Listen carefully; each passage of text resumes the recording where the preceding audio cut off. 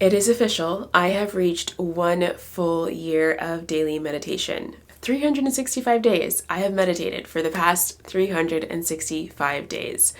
And I have learned so much about myself and my bad habits and being able to release those bad habits through a daily practice of meditation.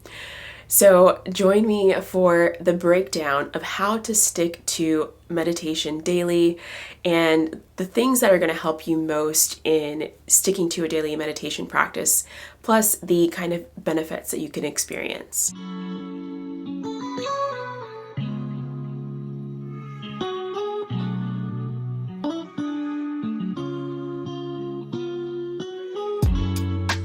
I got into this daily meditation practice when I was going through a really tough time with myself.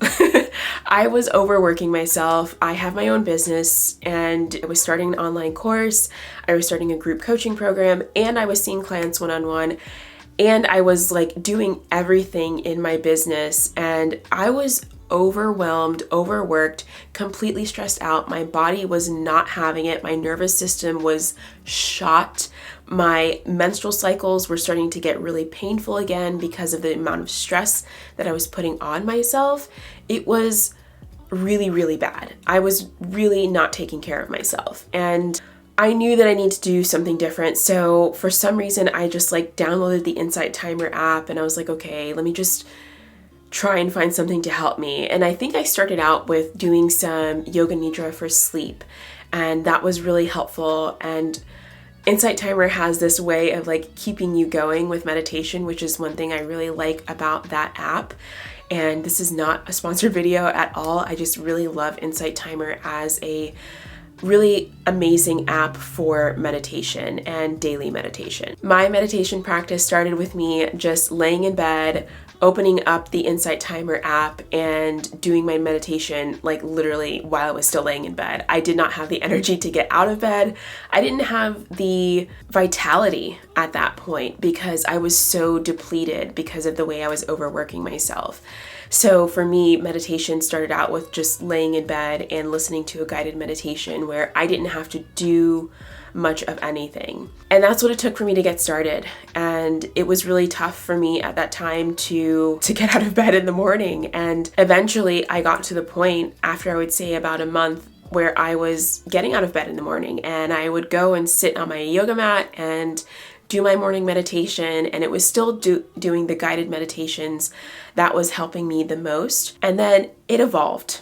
So let's go through the different stages of the styles of meditation and the different styles that you can turn to, because there's not just one style of meditation of just sitting there and clearing your mind and just being able to sit quietly without anything happening. It really helps to dabble in a few different types of meditation, see what works for you, and then also when you're going through different periods of time in your life, you're going to turn to different styles of meditation. If you are someone with a menstrual cycle, you could go through different styles of meditation for each phase of your cycle. So each phase could have its own style of meditation that kind of resonates with that energy. Before we jump into the different styles of meditation for the phases of your menstrual cycle, go ahead and hit that like button. And if you are enjoying this content and would like to see more of this, also hit subscribe. Let's jump into meditation through the different phases of your cycle. Starting with the follicular phase, this is when your mind is going to be more active. And so I find that it really helps to do a guided meditation during your follicular phase because that's when your mind is just going. Hormonally, estrogen is rising during this time, and the estrogen receptors in the brain are making it easier for you to think and communicate. So sometimes the mind can kind of just be going in all these different places as you are coming out of that menstruation phase and stepping into a time when you're just naturally more active. Your mind is naturally more active because of the hormones that are shifting. So guided meditation can help you to stay focused on your meditation practice rather than thinking about all the other things that you could be doing instead of meditating. Then we get to the ovulatory phase, and that's going to be a powerful time for working with voice meditations. So this could be affirmations, mantras, or even just song. So I definitely recommend trying that out during the ovulatory phase because we're naturally more able to attract the things that we want during this phase.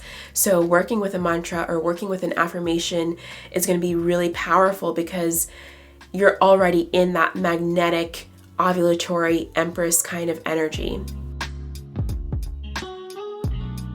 Then you move into the luteal phase, and that's going to be such a powerful time for working with meditations that are really more quiet. This is where you can get into the silent meditation. The luteal phase is naturally a time when we are more in our body than in our mind. So it's easier to do a simple, just silent meditation, or maybe just a meditation with a sound healing tool like a drum or a singing bowl or a tuning fork. That could be a really powerful time for working with that kind of energy because it's naturally a more emotional time during the luteal phase, and emotions have to do with water energy, and water really resonates well with sound and sound healing. So either silent meditation or sound meditation with an instrument or some kind of sound healing tool is really powerful during the luteal phase. And we get to menstruation. The menstruation phase, the phase that everyone loves, right?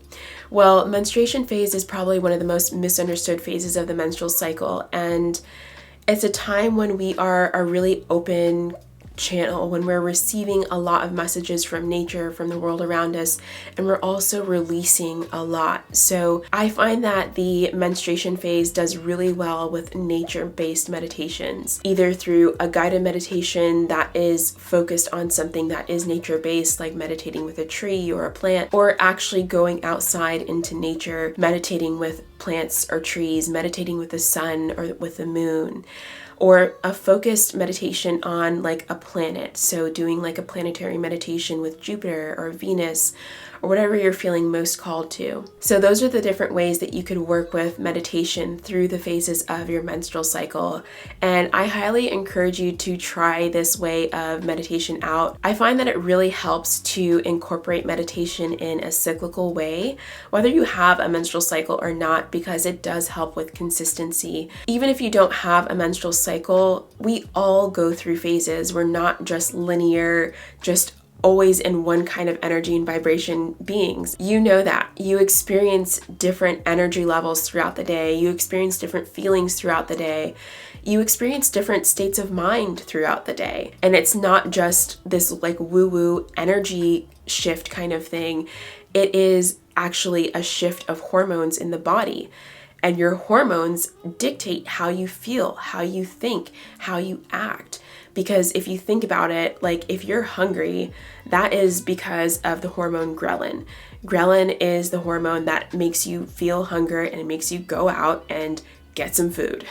So when you are hungry and you go to the grocery store, you've got ghrelin going through your body and you're putting all these things in your cart. That's your hormones. So that applies to every other aspect of life as well. And if you're someone with a menstrual cycle, you're going to go through these different phases. You're going to have different ways of thinking, different ways of being able to focus, different ways of being able to connect and be able to kind of find that point of stillness within yourself.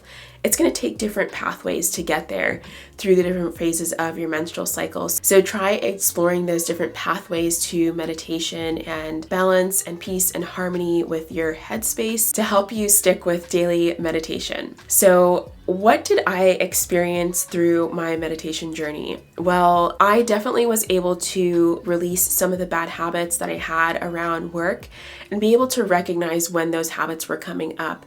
And I think that's one of the biggest things that I learned from daily meditation is that any bad habits you have, meditation can help you see what's going on in your mind and be able to catch yourself before you run into just like this cycle and this loop and this habit that just keeps coming up. It helps you to recognize patterns. At least that's what happened for me. And this is why I love daily meditation. And for me, starting my day with meditation made it so much easier to notice when I was working too much and when I needed to take a break. That was hugely powerful for me and really helped me to shift my relationship with myself and really step into greater self-love and completely just transform my life. And I cannot imagine going through life without meditation anymore. It is just a part of me. So that's it for today. I would love to hear about your meditation practice, and if you try out cyclical styles of meditation, let me know. Let me know if it helps you stick to them, and I look forward to seeing you again soon. Bye.